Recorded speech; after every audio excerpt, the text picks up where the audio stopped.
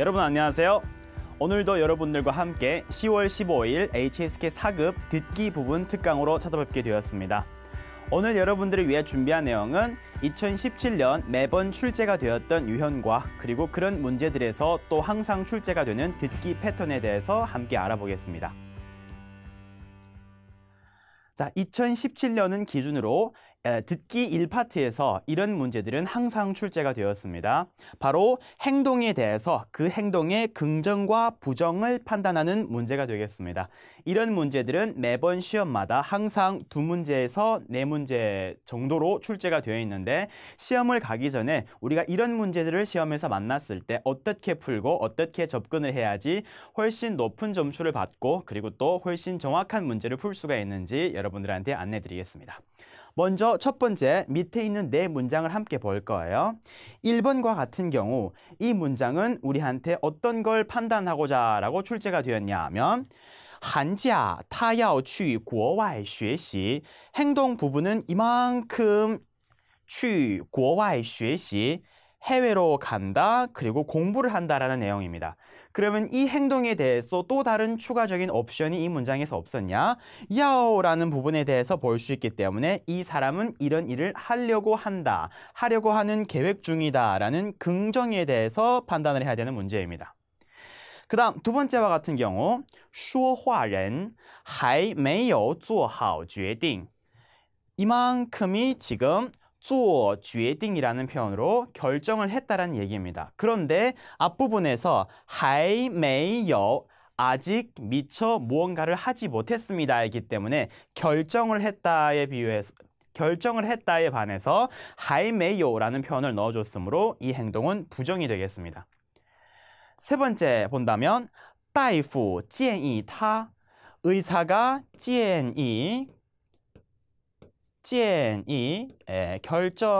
건의를 했다. 의사가 뭐라고 건의를 했냐? 그녀에게 不要做运动 행동 부분은 역시 뒷부분이네요. 운동을 하다라는 표현입니다. 다만 여기에 대해서 또 하지 말아주세요 라는 부정에 관한 얘기를 같이 넣어주었죠. 그래서 이 문장은 부정을 판단해야 되는 문제고요. 마지막 4번과 같은 경우 学生必须 이 단어도 중요합니다. 必须라고 읽었습니다.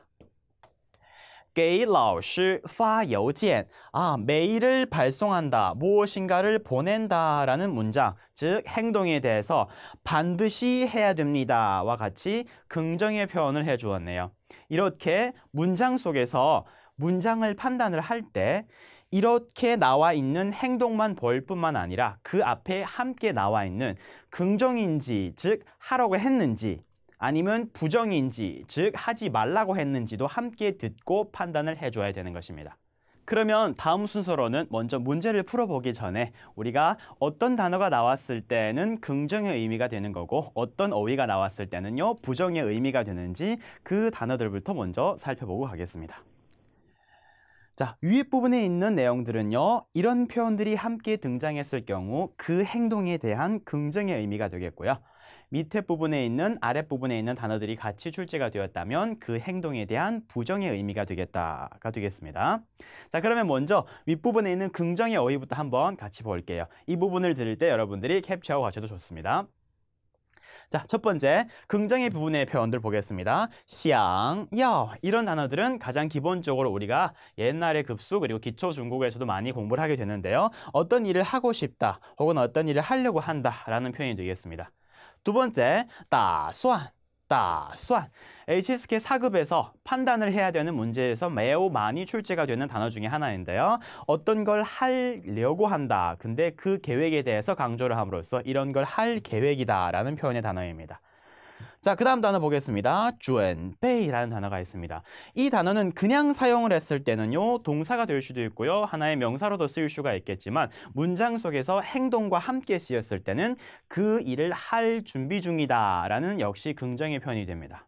그 다음 단어 방금도 우리가 같이 보았던 단어였죠. 必须조금 어려워하는 표현이긴 한데 반드시 꼭 해야 된다라는 표현이 되겠습니다. 뒤에 부분에 역시 행동이랑 함께 쓰였으면 이 단어는 반드시 이 행동을 해야 됩니다 라는 뜻이 되겠고요. 그 다음 단어 보겠습니다. 쉽게 읽을 수 있죠? 이띵이란 단어입니다. 이띵입니다. 역시 앞에 있는 단어와 표현이 비슷하게 반드시 뭘 합니다. 혹은 추측을 얘기했을 때는 이런 일이 무조건 발생할 것입니다. 라는 의미의 단어가 되겠고요.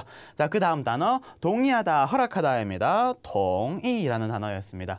그래서 어떤 사람이 어떤 일을 하는 걸 허락해 주었다. 무엇을 동의한다 라는 표현으로 긍정의 표현이 되겠고요. 마지막 것 역시 회의라는 표현입니다. 이 단어는 문장 속에서 두 가지로 많이 출제가 되는데요. 첫 번째는요. 무엇인가를 할 줄 알다 라는 표현과 그 다음에 만약 이 단어와 뒤에 부분에 뜨라는 표현이 함께 따라 붙었을 경우 이건 이런 일이 발생하게 될 것이다 라는 추측의 표현이 되겠습니다. 그래서 이런 단어들이 동작과 함께 쓰였다고 했을 때 긍정의 표현으로 보면 되겠고요. 계속해서 밑에 부분에 있는 부정의 의미의 표현을 보겠습니다. 첫 번째 단어 不要, 别, 不要, 别 우리가 항상 같이 기억해 두자라고 했었던 단어들인데요. 행동이 붙었을 경우에는 이 행동을 하지 마라. 이렇게 하면 옳지 않아 라는 표현으로서 부정의 표현이 됩니다. 그 다음 보겠습니다. 没有, 没有 사람들이 이 단어를 항상 뭐가 없다라는 얘기로만 우선 기억하고 있기 때문에 이 단어가 뒤에 부분에 동사가 붙었을 때 이런 행동을 하지 않았다라는 표현이라는 걸 잠깐 망각하고 갈 때가 있는데 꼭 기억해 둡니다. 没有 행동하면 과거에 이런 행동을 하지 않았습니다. 역시 행동에 대한 부정의 표현이 되겠습니다. 그 다음 还没라는 표현이 있습니다. 还没 요 还没라는 단어에서 메이는요. 메이오의 메이가 맞습니다. 때문에 还라는 단어만 붙여서 무엇인가를 안 했다라는 것에 대한 강조로 볼 수 있는데 이런 일을 아직 못했습니다. 역시 부정의 표현입니다. 그 다음 단어 不太 이 단어는요. 동사랑은 많이 붙어서 나오지 않지만 형용사인 수로와 굉장히 많이 같이 나와요. 그래서 이렇지가 않습니다라는 역시 부정의 표현이다. 다만 얘는 문장 속에서 형용사랑 많이 같이 나온다. 동사가 아니고요. 마지막 걸 볼게요. 不会 어떻게? 방금 위에서 나왔던 요 단어와 마침 반대가 된다라고 생각하면 되겠죠. 그래서 얘가 그냥 不会 행동했을 때는 무엇인가를 할 줄 모른다라는 얘기도 될 수 있으면서 뒤에 뜨와 같이 쓰였을 경우 不会 무엇? 라고 얘기했을 때 이 행동은 되지 않을 거야. 이런 일이 발생하지 않을 거야 라는 표현으로 쓰이는 겁니다. 자, 그러면 이런 단어들에 대해서 먼저 시험에 가기 전에 꼭 기억해 두어서 행동과 함께 쓰였을 때 긍정의 표현, 행동과 함께 나왔을 때 부정의 표현이다 라고 기억을 해준 다음에 실제로 문제를 풀면 더 쉽게 접근을 할 수 있겠죠. 자, 아래 이런 문제를 한번 같이 살펴보겠습니다. 첫 번째, 우리가 먼저 앞에서 얘기했듯이 행동 문제가 출제가 되었는데 이 행동이 긍정이냐 부정이냐를 먼저 이 문제 자체에서 판단을 해놓고 가야지 훨씬 쉽게 판단을 하는 답을 적을 수가 있다 이거였습니다. 그래서 이 문장과 같은 경우에는 小明想到公司附近住라고 나와 있습니다. 뒤에 이만큼을 우리가 수로 부분, 즉 이 사람이 어떤 행동을 한다라고 생각을 했을 때 想到公司附近 附近이란 단어입니다. 근처란 뜻입니다. 마지막 단어 住란 단어입니다. 거주한다라는 뜻입니다. 小明이란 사람은 회사 근처로 가서 거주하려고 한다라는 어떤 표현이라 그랬죠? 긍정의 표현입니다. 여기에서 우리가 문장을 들을 때 긍정의 표현까지 같이 머릿속에 두고 혹은 시험지에다가 살짝 메모를 해 두었다가 이 사람이 회사의 근처에 가서 살려고 한다 였을 때는 긍정이고요. 문장 속에도 긍정으로 얘기했기 때문에 맞는 문장이겠구나. 다만 이 사람이 문장 속에서 가고 싶지 않다라고 얘기하면요. 긍정의 표현과 일치하지 않기 때문에 틀린 문장이다 라고 판단을 해야 되는 게 맞습니다. 자, 그러면 우리가 먼저 이 문장의 음성 파일을 한번 들어보고 갈게요. 小明现在住的地方距离公司不太近，但那儿交通非常方便，空气很好，人也不是很多，所以他不想搬家。 자, 어땠나요? 들렸나요? 문장 속에서 방금 제일 마지막 부분에 이런 표현이 나와 있습니다. 자, 他不想搬家. 他不想搬家. 문장 속에서 우리한테 결정적인 힌트로 이 사람은 不想搬家, 이사를 하고 싶지 않아 한다라고 직접 얘기를 해주었네요. 때문에 여기에서는 하고 싶다라고 하는 想이 나와 있고요. 밑부분에서는 아랫부분 본문에서는 搬家 이사를 하고 싶지 않다라고 나와 있기 때문에 이 문장은 어떻게 판단해야 된다? 그렇죠. 틀린 문장이다라고 판단을 하는 게 맞습니다. 자, 두 번째 문제 역시 바로 보겠습니다. 他们周末不会去海南. 去라는 단어가 있습니다. 간다라는 표현이 단어였고요. 하이난이라는 표현이 있습니다. 이 단어가 우리 정확하게 어떤 의미를 가지고 있는지는 몰라도 읽을 수는 있는 단어입니다. 충분히 쉬운 글자이기 때문에 듣기를 할 때 내가 아직 잘 모르는 의미의 단어가 출제가 되었더라도 듣기잖아요. 그렇기 때문에 문장 속에서 들리는지 안 들리는지를 확인을 해주면 되기 때문에 음성적인 역할을 해주는 하이난 이 표현을 꼭 마음속에 하이난이라고 읽는 단어가 나오는지 안 나오는지도 함께 확인해 볼 거예요. 자, 그 다음 앞에 부분에서 他们周末不会去海南. 이 사람들은 하이난에 가지 않습니다. 가지 않을 거예요 라는 표현을 해준 겁니다. 자, 그러면 역시 이 문장도 우리 문장을 한번 들어보고 그 다음에 다시 와서 맞는 문장인지 틀린 문장인지 한번 판단을 해볼 거예요. 现在是暑假期间，大家都准备去外地旅行。海南也有很多人去那儿玩，我们最近就别去了，等假期过后再去吧。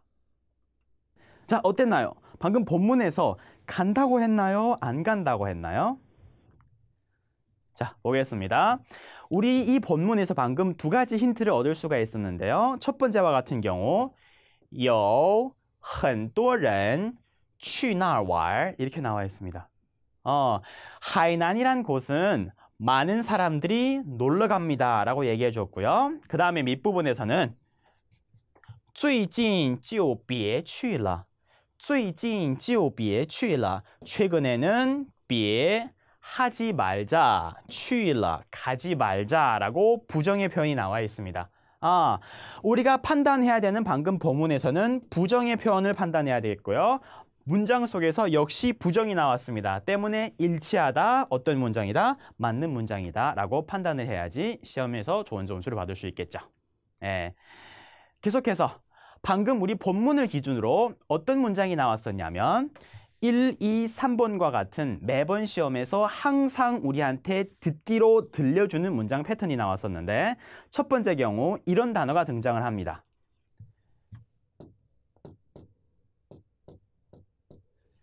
距离라는 단어입니다.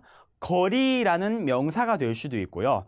이 단어를 명사로만 생각하지 말고요. 이제는 듣기에서 A, 距离, B 어떤 거리 설명이 나왔을 때는 距离라는 단어의 固定用法 하나의 고정 결정적인 그러한 용법 그 자체로 기억을 해두어서 A와 B 사이는 이 정도 거리가 있다라는 걸 알아듣는 연습을 해줘야 되는 겁니다.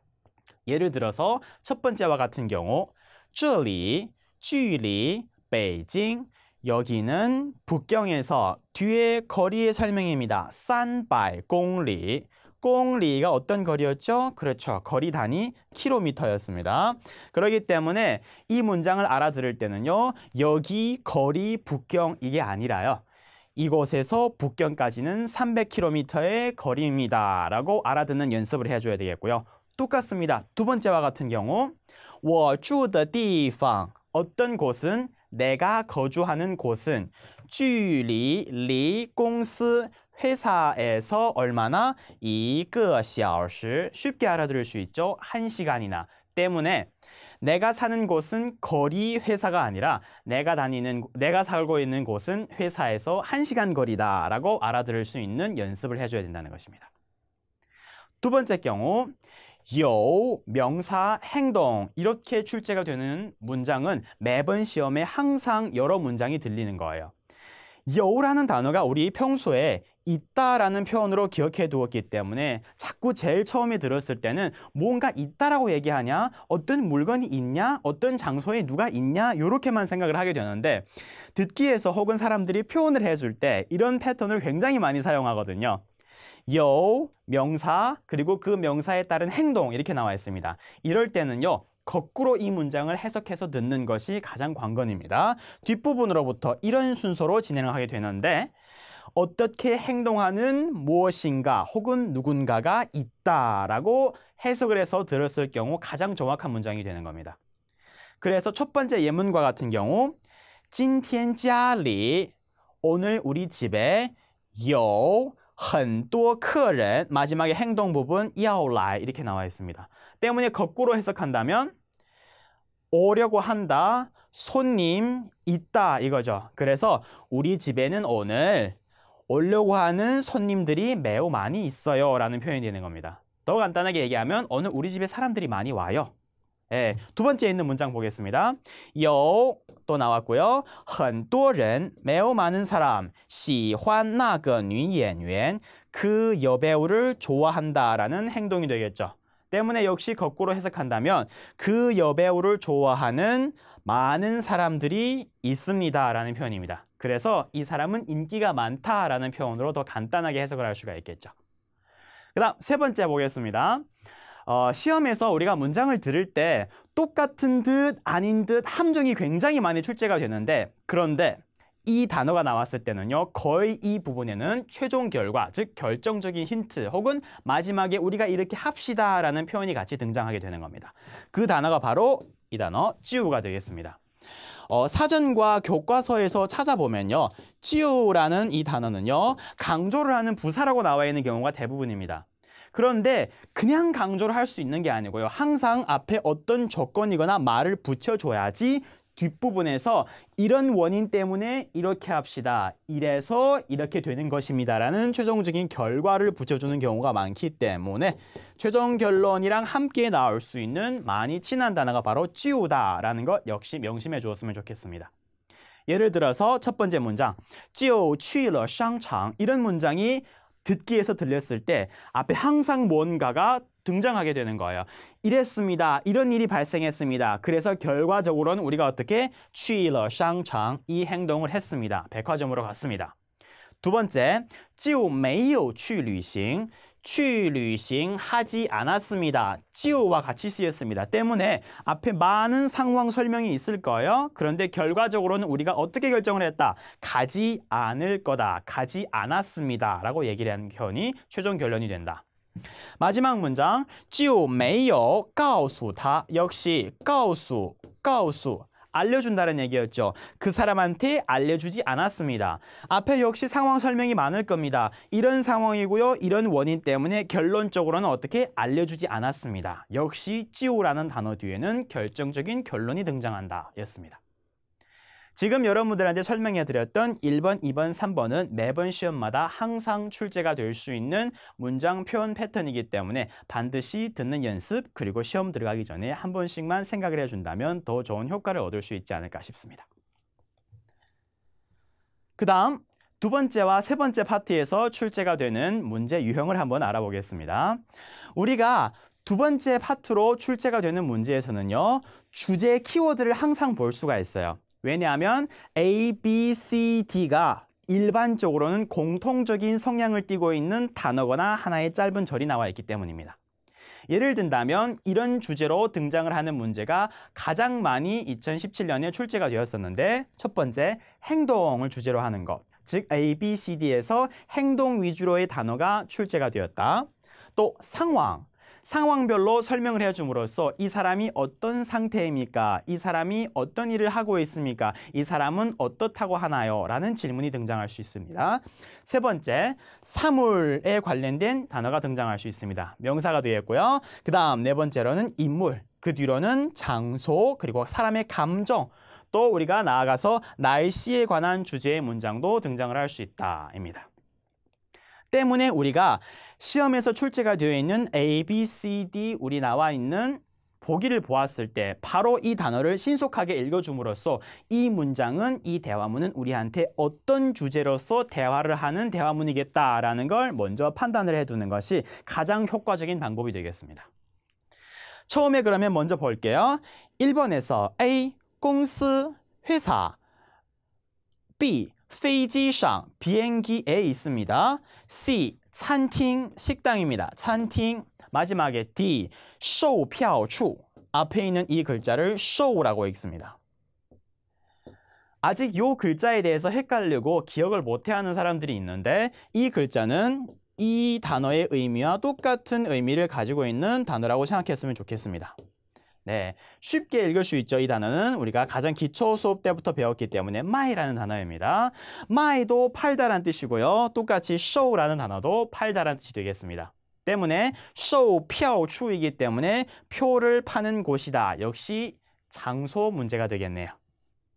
두 번째 문제 볼까요? A 보겠습니다. 쉬운 단어죠? 어머니, 마마. 두 번째, 이 단어 꼭 기억하십시오. 2017년 상반기 시험도 그렇고요. 매번 빠지지 않고 등장을 했던 보기 단어 중에 하나입니다. 방동이라고 있습니다. 방은요, 건물, 집 할 때 그 방이 맞고요. 동은요, 동서남북 동쪽을 얘기하는 그 글자가 맞습니다. 그러나 이 단어는 집 동쪽이 아니라요. 집주인, 건물주인으로 쓰인다는 걸 인물 단어 꼭 기억합니다. 참 중요한 단어죠. C, 나이, 할머니. D, 동시, 동료. 역시 뭐죠? 인물 명사 단어이네요. 주제에서 어떤 사람이 등장할 건지 들어본 다음에 판단할 수 있는 문제겠고요. 세 번째, 照相, 照相, 사진을 찍다. B, 开窗户, 开窗户, 열다. C, 脱掉大衣, 脱, 벗어버리다, 벗다. 외투를 벗다. D, 整理表格, 整理表格, 정리하다, 표를. 준 문장에서 공통점이 뭐가 있습니까? 행동을 하는 행동 문제가 되네요. 그래서 이 문장 속에서는 내가 문제를 들을 때 두 사람 가운데서 그중 한 사람이 다른 한 사람한테 어떤 행동을 하라고 시켰는지 혹은 이 사람들은 곧 어떤 행동을 하게 될지에 관한 행동 문제라고 판단을 해야 되는 겁니다. 네 번째 문제 보겠습니다. 电脑, 컴퓨터. 이건 쉬운 단어입니다. 자, B 볼게요. 写, 그리고 뒤에 있는 마우라는 단어가 있습니다. 원래는 모자 하면요, 뒤에 어떤 글자가 같이 붙었어요? 마우스 이렇게 얘기했잖아요. 그런데 신발과 모자를 함께 잡화 이렇게 얘기를 할 수 있기 때문에 그 단어가 중국에서는요, 신발 할 때 시에 그리고 모자 할 때 마우로 넣어서 시에마우 이렇게 얘기할 수 있습니다. 역시 사물 명사이네요. C 보겠습니다. 手表. 그냥 表 하면요, 시계라는 뜻이었죠. 그런데 手, 손이 들어갔기 때문에 손목에다 자는 손목시계. 자, 마지막에 毛巾, 역시 쉬운 단어네요. 毛巾, 수건입니다. 그래서 문장 속에서 나와 있는 A, B, C, D 단어를 기준해서 봤을 때 이 문장 속에서 어떤 물건과 어떤 사물에 대해서 들어봐야 되는지 사물 문제가 되겠습니다. 자, 그러면 우리가 방금 얘기를 했었던 문장을 푸는 방식에 따라서 A, B, C, D를 보고 나서 이 문장은 어떤 유형의 문장이겠다 판단을 한 다음에 듣고 나서 우리가 다시 한번 표현을 정리해 보겠습니다. 첫 번째 문제. 아까 나왔던 단어였죠? 照相, 照相, 사진을 찍다라는 단어가 되겠습니다. 예, 照相입니다. 그런데 여러분들 알아줘야 되죠? 어떤 동사입니까? 이합 동사입니다. 네, 문장 속에서 이합 동사는 같이 원래 형태 그대로 붙어서 나올 수도 있고요. 떨어져서 나올 수도 있다라는 점을 항상 머릿속에 기억을 해두고 있어야 되겠죠. 이렇게 들릴 수도 있다 혹은 떨어져서 들릴 수도 있다. 두 번째, 穿上大衣. 이번에는 벗다가 아니라 穿, 입다라는 동사가 나와 있네요. 穿. 네. C 보겠습니다. 开, 열다. 창문을 열다. D, 整理材料, 정리하다, 무엇인가를 깨끗하게 청소하다라는 整理라는 단어가 나와 있네요. 역시 공통으로 우리 어떤 표현을 알아봐야 된다? 이 문제는 행동 문제구나. 우리 문제에서 어떤 행동을 하라고 했는지 혹은 어떤 행동을 할지에 대해서 확인해야 되는 문제가 되겠습니다. 자, 그럼 먼저 음원 한번 들어보고 올게요. 행동에 명심하면서 듣습니다. 这儿周围的景色太美了，真不容易呀。你帮我照张相吧。好的，你想坐着还是站着照？问，女的让男的做什么？ 자, 들렸나요? 어떤 행동이 들렸죠? 그렇죠. 제가 방금 얘기했던 것 같이 이 단어는 맞지만 문장 속에서 그냥 그대로 붙어서 들린 게 아니고요. 떨어져서 들렸습니다. 자, 본문 볼게요, 같이. 你帮我 빵이라는 단어는 돕다, 도와주다라는 의미의 단어였죠. 你帮我, 너가 돕다, 나를. 그 다음에 照张相. 그렇죠. 사진을 찍는데 가운데 양사 짱을 넣었기 때문에 사진 한 장 찍어줘라는 표현을 이합동사에서는 가운데다가 양사를 넣어줬습니다. 그래서 너 날 도와서 사진 한 장 찍어줘라는 이 문장 때문에 질문에서 여자가 남자한테 무엇을 시켰습니까? 였기 때문에 문장의 정답은 어떻게 된다? 그렇죠. 사진을 찍는다라는 A가 되겠다입니다. 물론 다른 표현도 다 중요하겠지만 우리가 시험에서 문제를 풀 때는 항상 이 순서입니다. A, B, C, D 주제를 확인합니다. 행동입니다. 문장 속에서 이 사람들이 말을 하고 있는 와중에 어떤 행동이 등장하냐? 행동에 대해서 캐치를 해주었습니다. 여기에서는 사진을 찍다라는 照相이 照张相으로 살짝 변형이 되어서 출제가 되어 있네요. 두 번째 문제 한번 볼까요? 첫 번째 A에서 教室里 교실 안에 B 体育馆 체육관 이 글자가 장소 단어에서 많이 쓰이지 않았나요? 체육관 그러면 体育馆 도서관 그러면 图书馆 대사관 그러면 大使馆 이런 장소 단어들이 많이 나왔었네요. C 보겠습니다. 역시 관입니다. 요 관은요. 이 단어를 외우지 못했으면 학생들이 항상 당황을 하던데 하이라는 글자가 있습니다. 바다 해자잖아요. 양이 있습니다. 이 글자도 역시 바다를 얘기하는 겁니다. 태평양, 대서양 이런 양이 있잖아요. 인도양. 그래서 하이양 하면요. 바다를 얘기하는 단어가 되겠습니다. 관이 들어갔기 때문에 바다에 있는 생물들을 하나의 전시관이나 도서관처럼 한데 모아놓은 것입니다. 그렇죠. 수족관, 아쿠아리움이죠. 마지막에 D 볼게요. 车上 역시 차에 있네요. 그러면 이 문제의 주제는 뭐다? 문장 속에서의 어떤 걸 확인해 주자? 그렇죠. 장소를 확인해 주자. 장소 문제네요. 자, 역시 우리 한번 먼저 본문 들을 때 어디에 명심하면서 장소에 명심하면서 한번 들어보고 오겠습니다. 你等我，我回去换件大衣。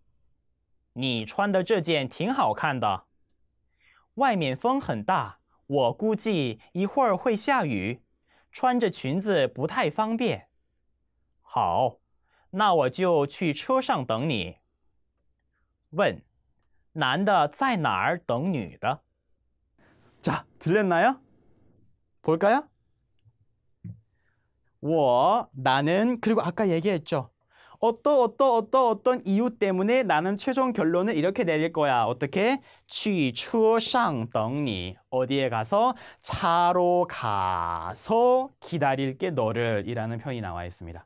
제일 마지막에 질문이 뭐였죠? 男的在哪儿? 어디에서 等女的 여자를 기다립니까? 어디로 가서? 차로 가서 기다릴게. 그렇죠. 그렇기 때문에 문장 속에서 이 장소에 항상 집중을 하고 들었다면 장소 문제에서 정답은 D다라는 걸 우리가 재빨리 확인할 수 있었습니다. 그리고 아까 우리 문장 속에서 이런 표현이 있었어요. 이것도 여러분들한테 강조해주고 싶은데 매번 시험마다 나오는 하나의 관용 표현입니다. 이 단어가 있는데요. 이 단어를 이렇게 읽습니다. 네, 꾸지라고 읽어요. 예상을 하다 혹은 어떤 것에 대해서 추측을 해보다 라는 표현이 되겠는데 我估计 내가 예상했을 때 혹은 내가 추측해봤을 때 一会儿会下雨 비가 내릴 거예요 라는 표현이 되겠습니다. 자, 그러면 아까 앞에서 풀었던 문장과 이 선택 문제를 함께 우리 문장 속에서 어떤 관용 패턴들 그리고 필수 패턴들이 출제가 되었는지 함께 정리해보는 시간을 가져볼게요. 첫 번째, 돕다라는 단어가 있습니다. 네, 우리가 사급에서 이만큼의 돕다라는 단어는 두 개를 반드시 필수로 기억해야 됩니다. 지금 나와 있는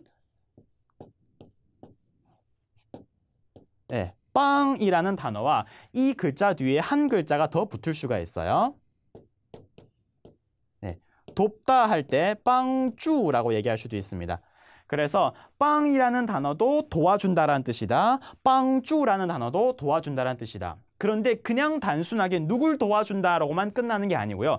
그 사람을 도와서 어떤 일을 한다라는 문장이 출제가 되었을 때는 이런 글자, 즉 빵이라는 단어를 훨씬 많이 쓰게 됩니다. 때문에 빵, 사람, 행동과 같은 경우가 문장 속에서 출제가 되었을 때 이 사람을 도와서 이런 일을 하게 된다라는 표현이 되겠습니다. 첫 번째 예문부터 한번 볼까요? 그러면 你帮我 역시 빵이 나와 있네요. 사람은 我네요. 뒤에 부분의 행동으로 확인해 봤더니 看看合不合适合适 어울리다 적합하다. 그러면 너 나를 도와서 좀 봐줘. 어울리는지 어울리지 않는지라는 표현이 되겠습니다.